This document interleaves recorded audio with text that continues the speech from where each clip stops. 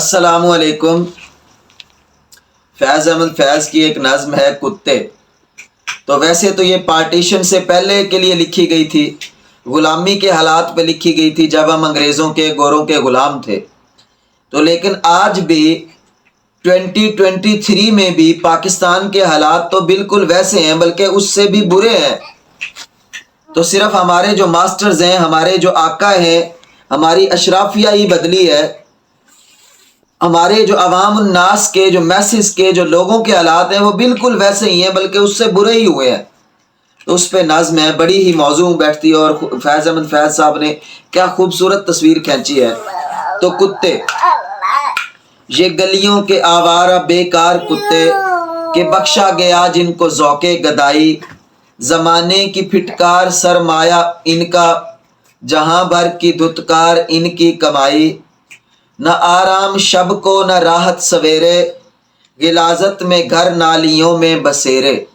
تو یہاں کتے کے جو حالات بیان کیے گئے ہیں، ایکچولی فیض احمد فیض صاحب نے یہ ہماری عوام کے حالات جو ہے بیان کیے، غریب عوام کے حالات کی تصویر کھینچی ہے۔ تو دنیا میں ایک پیمانہ بنایا گیا ہے جس کو ہم HDI بولتے ہیں، جس سے ملکوں کی جو خوشحالی ہے، جو ترقی ہے، اس کو میئر کیا جاتا ہے، اس کو ماپا جاتا ہے۔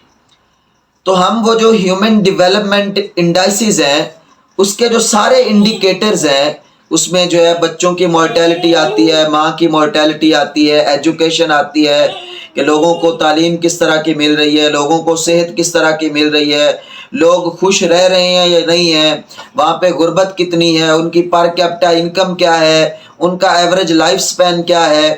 تو یہ ساری چیزیں جو ہے ان سے پتہ چلتا ہے کہ کوئی ملک یا کسی ملک کی جو عوام ہے وہ کتنی خوشحال ہے اور کتنی اچھی یا بری زندگی گزار رہی ہے۔ تو ہم جو ہے پاکستان کی جو عوام ہے اور جو پاکستان ہے، وہ ان تمام تر انڈیکیٹرز میں تقریباً جو بدترین اور پسماندہ ترین ممالک ہیں ان کی فہرست میں آتا ہے۔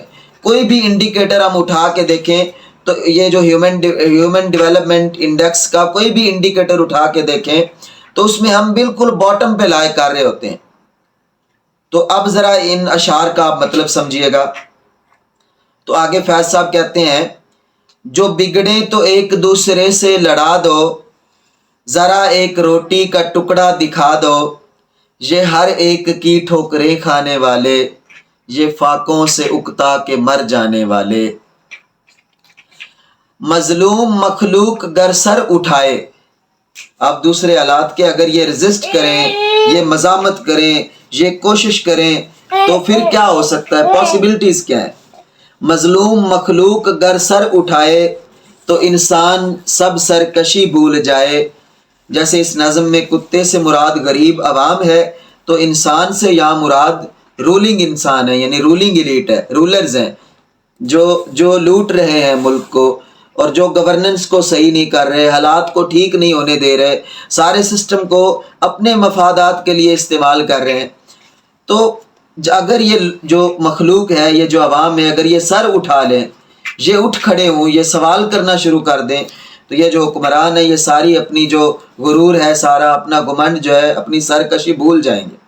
تو مظلوم مخلوق گر سر اٹھائے تو انسان سب سرکشی بھول جائے، یہ چاہیں تو دنیا کو اپنا بنا لیں، یہ آقاؤں کی ہڈیاں تک چبا لیں، کوئی ان کو احساس ذلت دلا دے، کوئی ان کی سوئی ہوئی دم ہلا دے۔ بہت شکریہ۔